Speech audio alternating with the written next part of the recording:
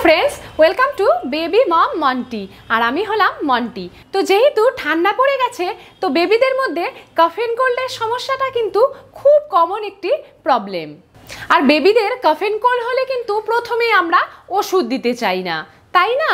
Even आमादेर क्षेत्रेई देखुन, आमादेर जोदि कफ एंड कोल्ड हय आमरा किन्तु प्रथमेई आदा दिये र चा करे खाई बा होम रेमेडी किन्तु प्रथमे ट्राई करी, सेई रकम किन्तु बेबीदेर क्षेत्रेও प्रযোজ্য। इवेन रुहिर मध्येও किन्तु कफ एंड कोल्डेर এই সমস্যাটি দেখা গেছে। আর আমার বেবির কফ এন্ড কোল্ড হলে আমি আমার বেবির উপর কি হোম রেমেডি ট্রাই করি সেই ভিডিওটি কিন্তু আজকে আপনাদের সাথে শেয়ার করব। আর এই রেমেডিগুলো জাস্ট অ্যামেজিং কাজ করে বেবিদের সর্দি কাশি হলে, খুব ইজিলি কিন্তু কমিয়ে ফেলে সর্দি কাশি। তো চলুন আর দেরি না করে রেমেডিগুলো কি সেটা দেখে নেওয়া যাক।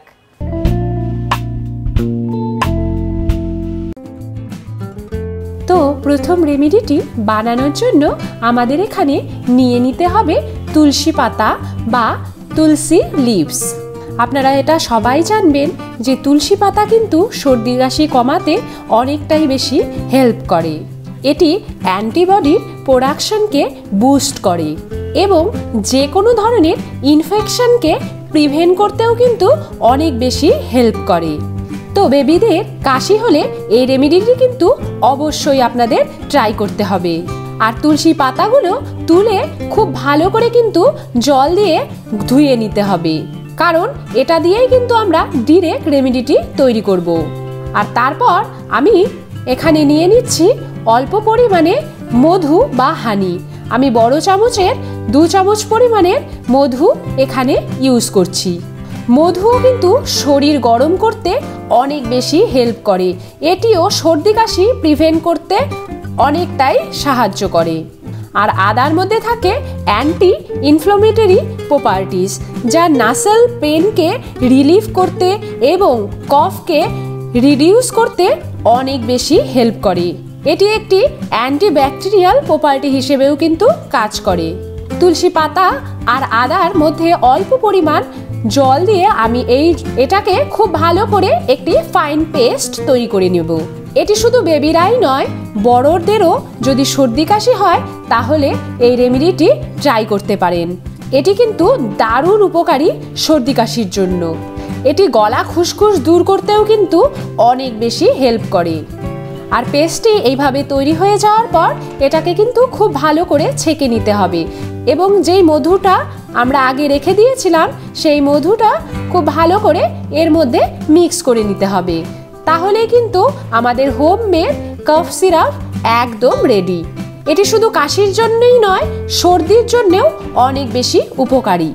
বাট এটি 1 বছরের নিচের বেবিদের কিন্তু দেওয়া যাবে না।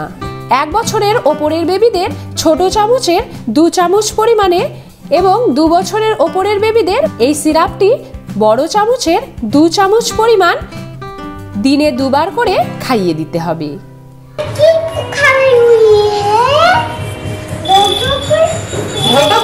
একবার খাও, একবার খাও। এটা কি বানিয়েছো? হ্যাঁ, একটা কাড়া বানিয়েছি। ভালো না? ভালো না? এই জল জল জল জল জল। অরেঞ্জ জুস দাও। হ্যাঁ, অরেঞ্জ জুস দেব। ভালো। ভালো লাগে না এটা তোমার? আরেকবার খাবে? না, খাবো না। আচ্ছা ঠিক আছে। অবশ্যই এই রেমেডিটি বাড়িতে ট্রাই করবেন, এটি কিন্তু দারুণ উপকারী সর্দি কাশির জন্য। এরপর সেকেন্ড রেমেডিটি করার জন্য আমরা এখানে গরম জল করে নেব।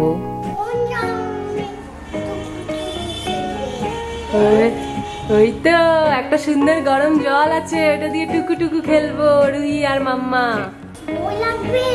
না, আনন্দ হবে। আর এই রেমেডিটিতে আমরা নেব স্টিম বা ভেপার।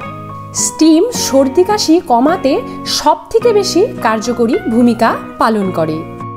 এটি নাক বন্ধ থাকলে তা ওপেন করতে সাহায্য করে এবং ভেতরের কফকেও কিন্তু গলিয়ে ফেলতে অনেকটাই বেশি সাহায্য করে। তো বেবিদের কিভাবে আপনারা স্টিম দিতে পারেন সেই পদ্ধতিটি কিন্তু আমি আপনাদের দেখাবো। আপনাদের বাড়িতে যদি স্টিমার থাকে তাহলে আপনারা স্টিমার দিয়ে ডিরেক্ট কিন্তু স্টিম নিতে পারেন।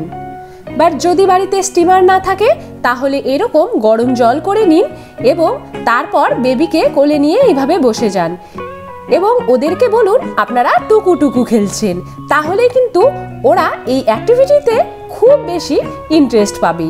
আমি কিন্তু আমার বেবিকে এভাবে স্টিম দেই বা ভেপার নেওয়াই, তাহলে আমার বেবি এই অ্যাক্টিভিটিতে অনেক বেশি ইন্টারেস্ট পায় এবং আমার কাজও হয়ে যায়।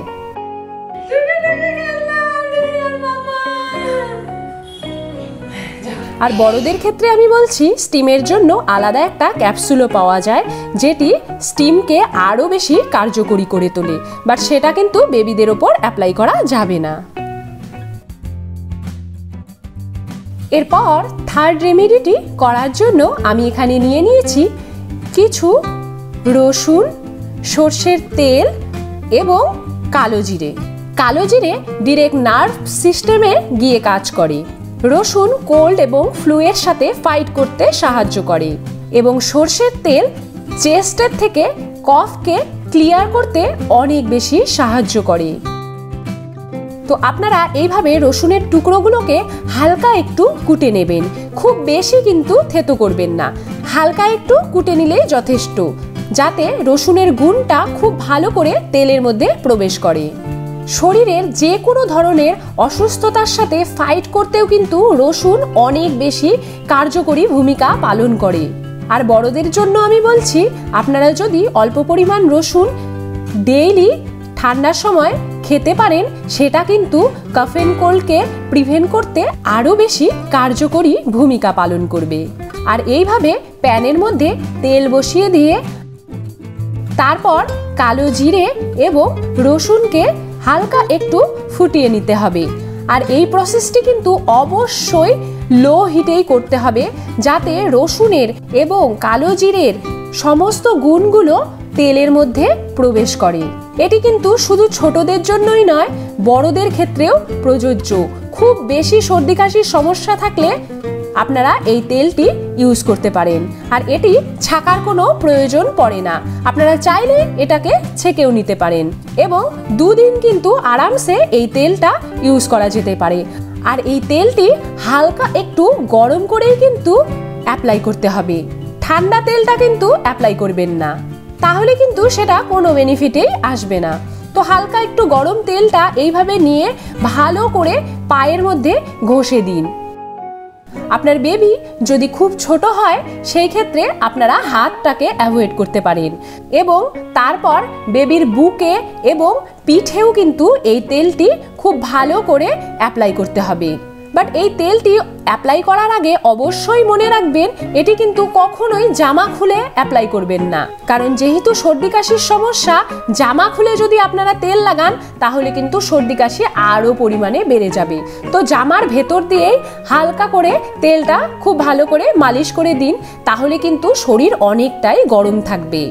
বাট এটি কিন্তু সব সময় কখনোই বেবির উপর অ্যাপ্লাই করবেন না, কারণ বেবিদের শরীর কিন্তু এমনিতেই গরম থাকে।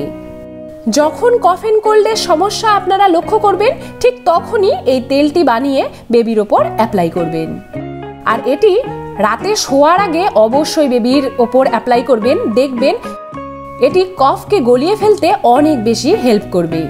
ভিডিওটি ভালো লাগলে একটি লাইক করে দেবেন, আর এইরকম নতুন নতুন ভিডিও আমার চ্যানেলে পাওয়ার জন্য আমার চ্যানেলকে অবশ্যই সাবস্ক্রাইব করে দেবেন। Thanks for watching.